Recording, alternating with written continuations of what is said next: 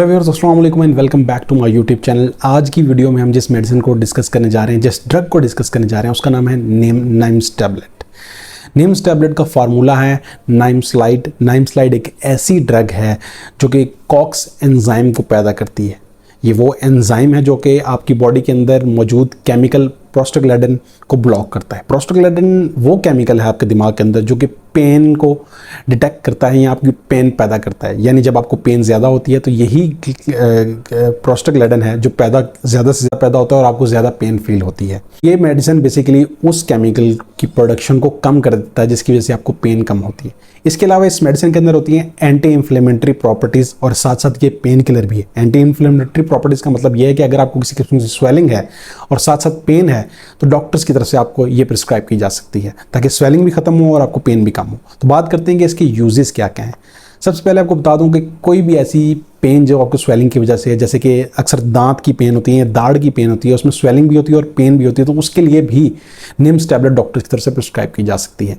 इसके अलावा post operative pen यानी ऑपरेशन के बाद आपको अक्सर ऑपरेशन वाली जगह पर स्वेलिंग हो जाती है, तो उसके लिए भी डॉक्टर इस मेडिसिन को प्रिस्क्राइब करते हैं ताकि स्वेलिंग भी कम करे और आपकी पेन को भी जो है वो मैनेज करे या कम कर सके। इसके अलावा जॉइंट्स की पेन या मसल की पेन, अगर आपको जोड़ों का दर्द है या आपको मसल्स का दर्द है गर्दन में, बाजू में, बैक में, तो उसके लिए भी डॉक्टर्स की तरफ से निम्स टैबलेट को प्रिस्क्राइब किया जा सकता है या नाइम्स्लाइड को प्रिस्क्राइब किया जा सकता है।